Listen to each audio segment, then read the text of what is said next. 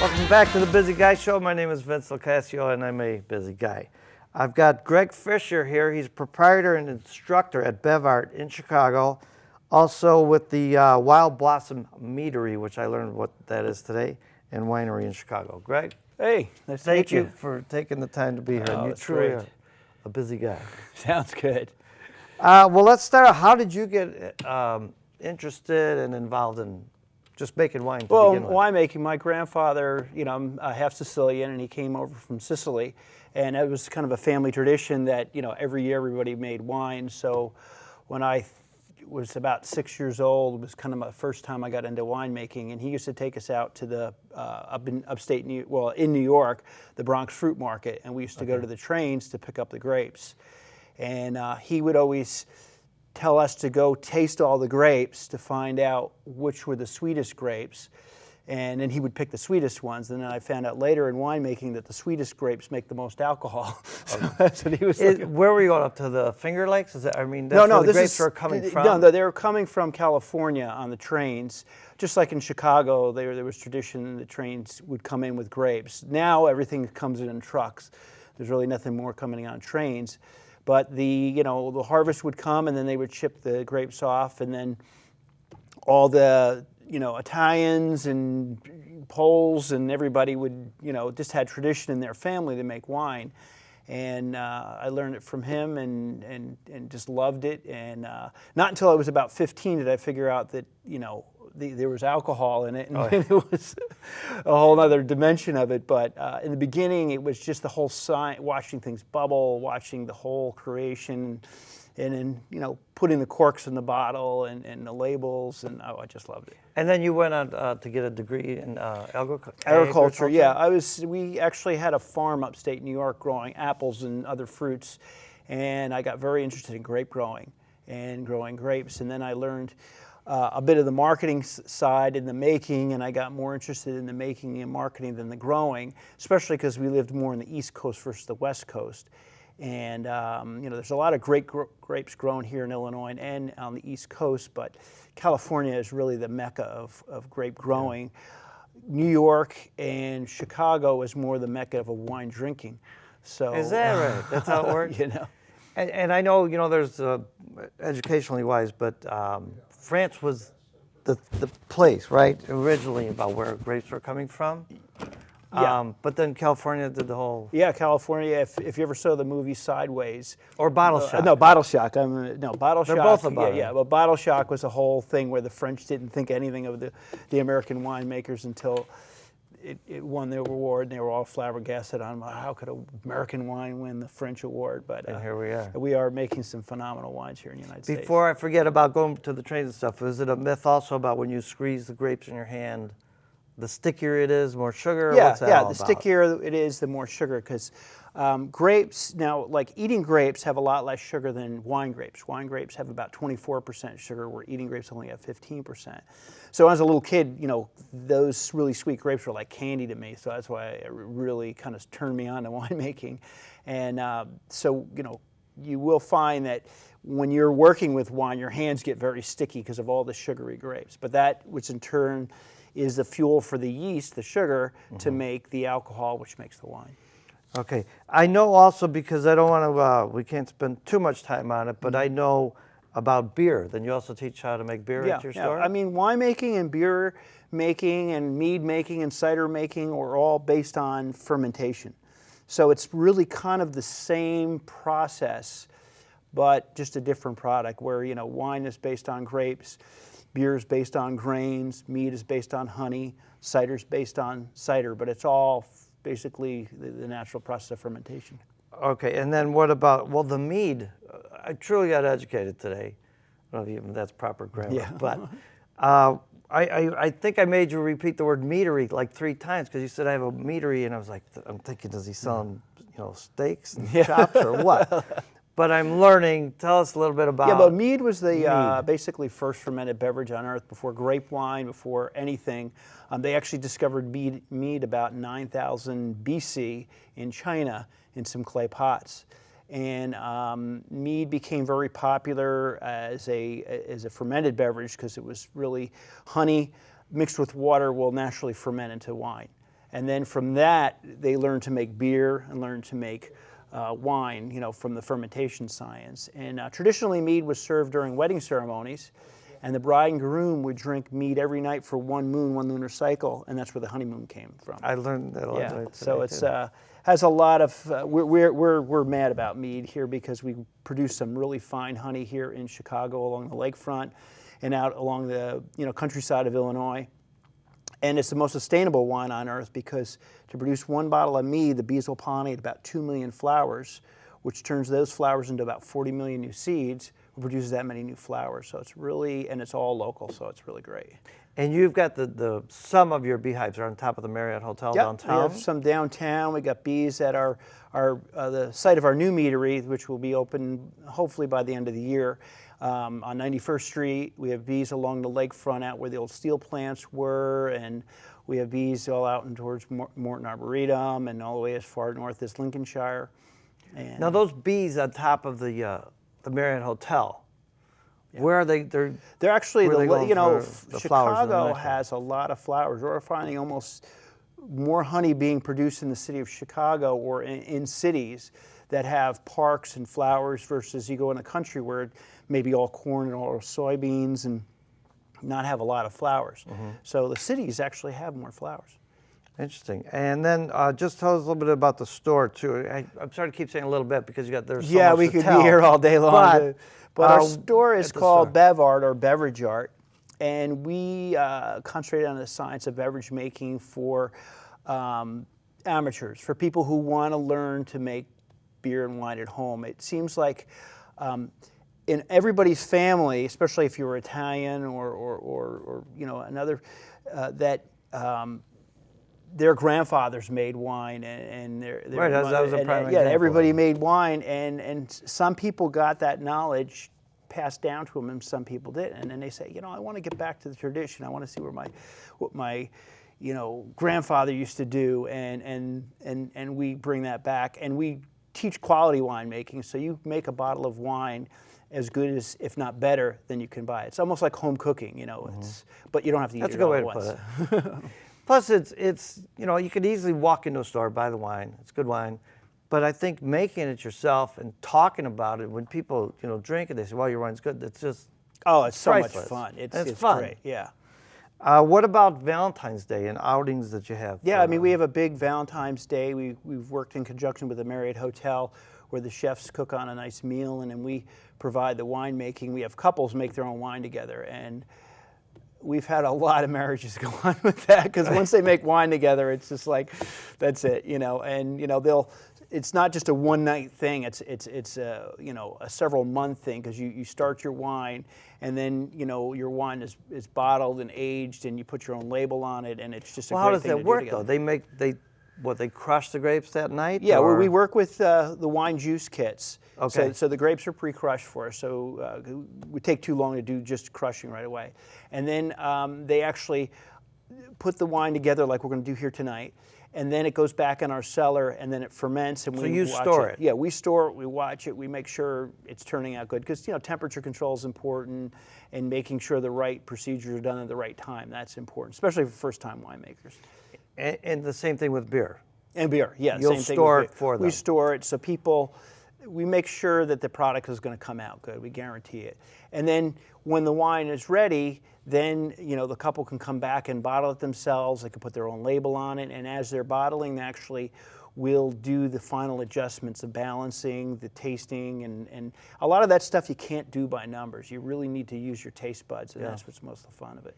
And what about, before we move off of the beer, there's many different styles of beer. Oh, there's multiple. Can people make any style? Yeah, we do IPAs, we do Belgian triples. That's what I was going to ask you about IPA. I never heard of it in my life. Now it's just like everywhere. Indian Pale Ale. It was the beer they used to send from Britain to India to the troops. The first time they sent beer down, the beer would spoil by the time it got to the troops in India coming out of Britain. So they found I got to make a stronger, heavier, more beer. And actually they made it so that when it went down to India, got to the troops would add water to it to cut it and drink it. And then the troops didn't get the message you're supposed to cut it with water. They were drinking it straight, and they were like, wow, this is stronger, it's great.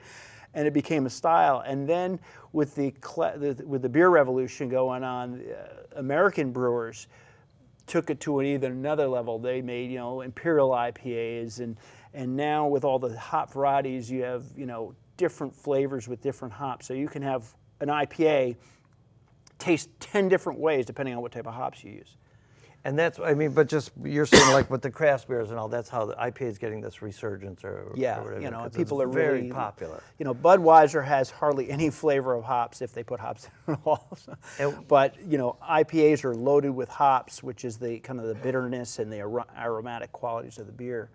And people are getting that true flavor, so they're really enjoying that. Okay, so the mead, while we're talking about it, it's called mead, but it's basically honey wine, honey fermented honey wine, and it can be dry and it can be sweet depending on how you make it, just like you make a bottle of wine. So honey wine and our Pinot Noir here all start out the same sweetness. We're looking at 24, 26% sugar. When the yeast eat all that sugar up, they ferment it down to dry. So we can make a mead bone dry, or we can do like a German wine where we ferment it all the way down dry and then add honey back to it or add grapes back to it and sweeten it up to the range where we want it, so we can kind of put it all different levels. Okay, and then I know some of the wines are flavored, the meads. Yeah. So if you flavor them with fruit, I don't want to get too technical, but is that fermenting in there as well? Yeah, so we do the primary fermentation, the first fermentation of the vat in, we say like a fermenter like this, let the yeast eat just about all the sweetness out of the honey, so there's no more sweetness left in the honey, and then drop the sweet fruit in there, and then the yeast get, the food for the yeast is sugar. So the sugar from the fruit re-energizes the yeast, and the yeast start fermenting again, so it's like we call a secondary fermentation. And you get the honey, and then you also get the flavor of the fruit. We do a pomegranate mead, which is, you get the flavor of the honey, and then you get these nice pomegranate flavor on the outside. And does it take it to another level? You'll make a honey liqueur. You can make it. Well, you can make a honey liqueur by not the distilling, but just fermenting using lots of honey.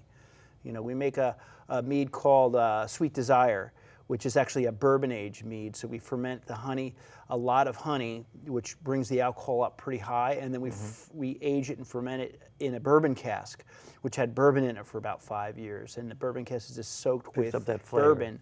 And actually my grandfather, maybe your grandfather did, actually they made their wine in bourbon casks because they were inexpensive, and that would actually punch the wine alcohol up pretty much. And interesting. But we found doing the mead in there just makes wonderful mead. I learned a couple of things along the way too, reading about honey today, that it's a natural, it'll never go bad if it doesn't mix with water. Honey is the one food item that they found in the tombs of the Egyptians that was still good, And it's not good, don't give it to babies.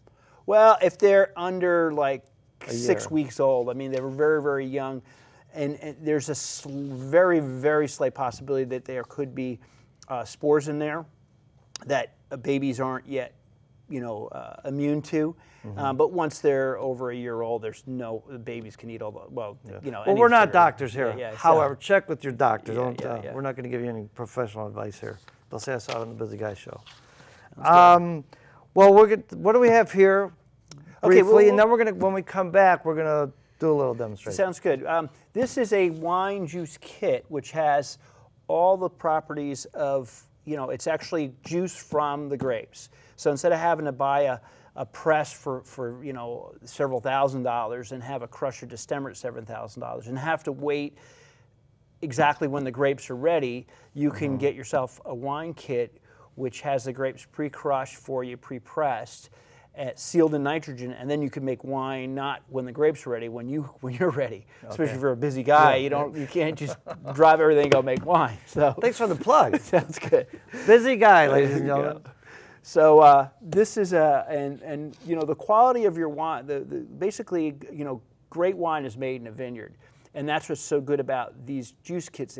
They come from great vineyards. This is a Sonoma Pinot Noir, so this is top quality Sonoma Pinot juice packed in a bag in a box with all the nutrients and oak and everything you need to make a great bottle of wine. And this will make a $25, $30 bottle of wine easy. So this is still juice. As long as air doesn't hit it, it won't turn into wine. Into wine. Yeah. Until you want it to. Yeah, until you want it to. And then we'll add yeast. And, I've never made wine in my life. Actually, no person has ever made wine in their life. Yeast make wine. We just set up the environment. So we're going to set up the environment. We're going to drop some yeast in there, and that's going to cause to go to wine. Okay. When we come back, we'll set this up. We'll go a little commercial here, and when we come back, we're going to do a little demonstration. Every single day, my mother was in the kitchen. My father cooked too. He made a really good sauce. My mother made the best. The meatballs were like unbelievable. Forget about it. The Italian-American heritage. Live it, love it, celebrate it. Welcome back. Here we are with Greg Fischer from Bev Art in Chicago, Illinois. And Greg, welcome back. We're going to talk about some of the equipment that we'll be using. And so you know, this is going to be a two-part show. So in order to see part 2, you have to come back. Okay.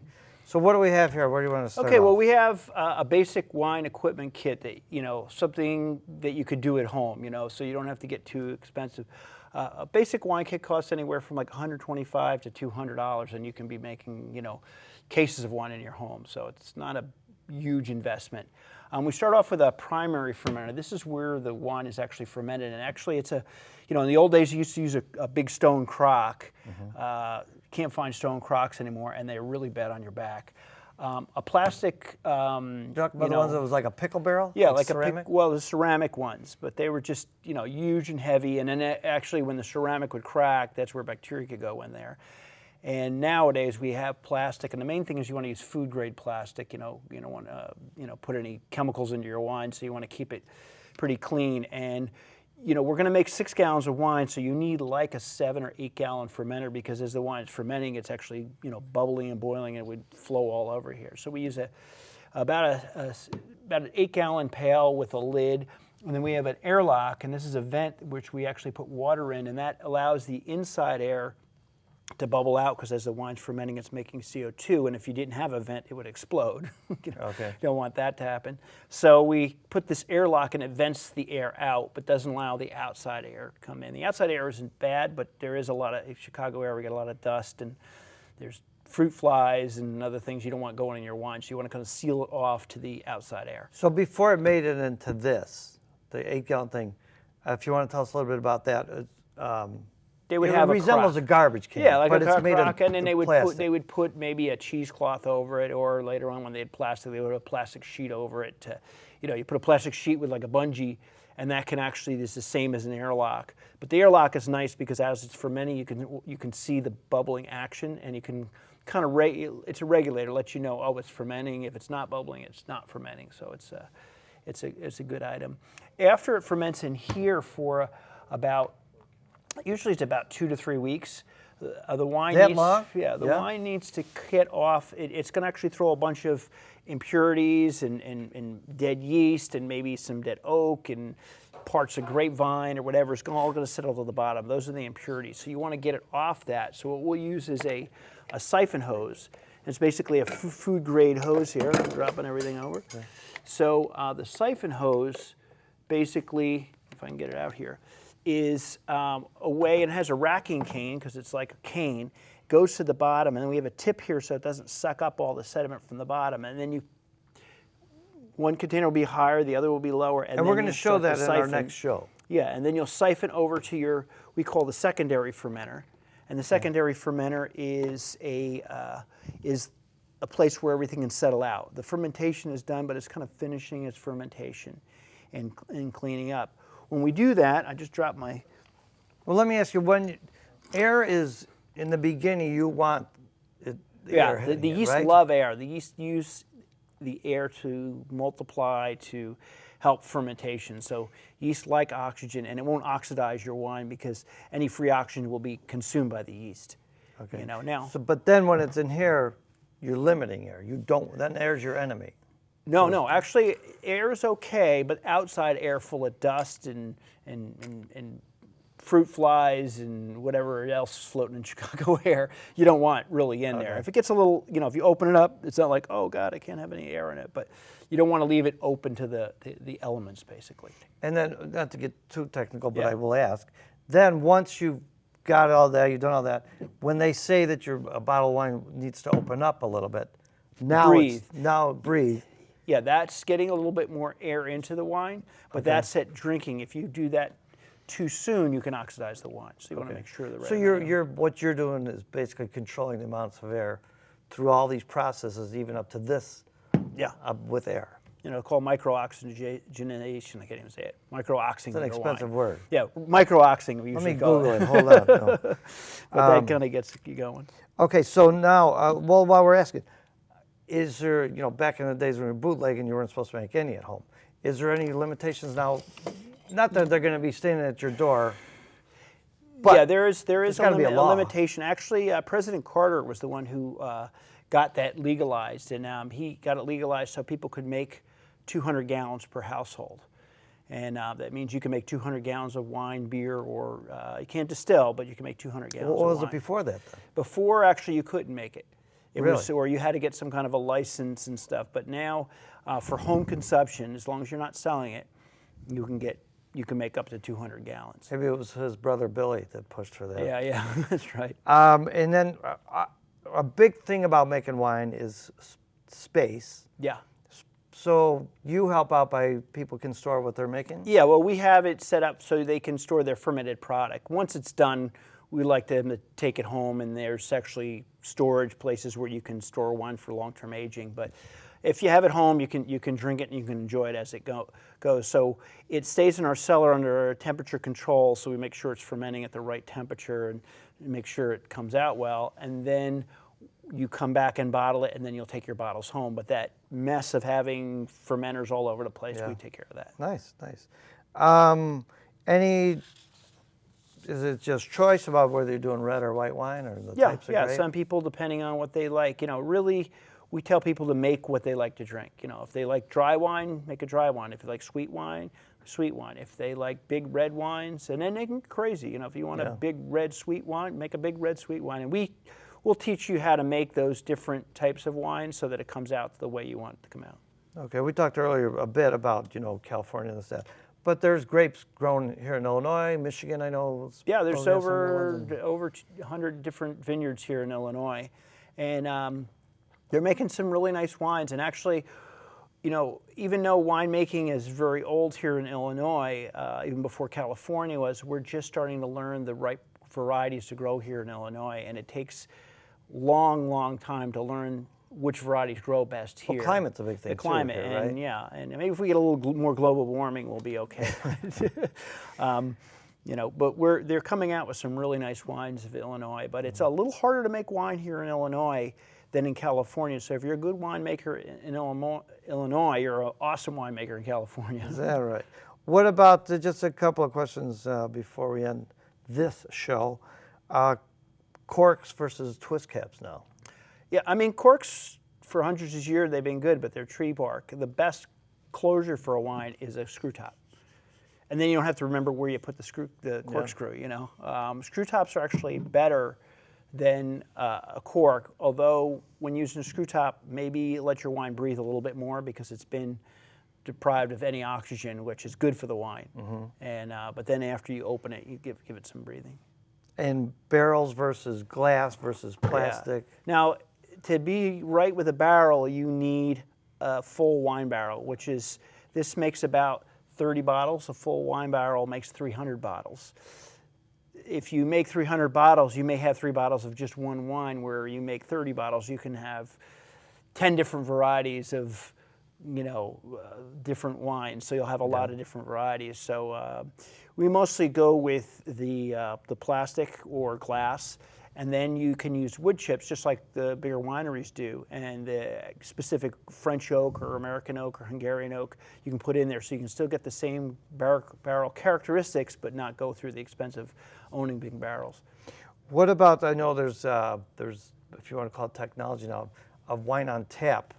Yeah. Where it's put wine in a keg. Pretty much the same, it's the same system, right? Yeah, it's the same, although it's pushed with nitrogen, because if you push it with CO2, then you get champagne, which might be good, but if you have like a Cabernet, you're not going to like it.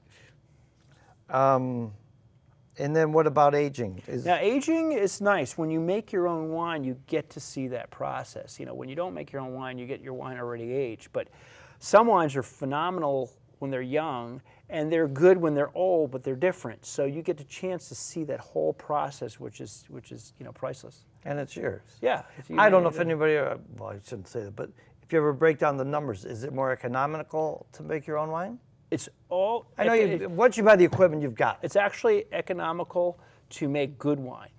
And Can I quote you? That's a good one. Yeah, because if you're trying to make really cheap wine, you can buy cheap wine cheaper than you can make it. But if you want to buy good quality wine, you can actually make a $10 bottle for about $4. You can't make a $3 bottle of wine for $1. Nice. I always say there's 3 kinds of wine: red wine, white wine, and free wine.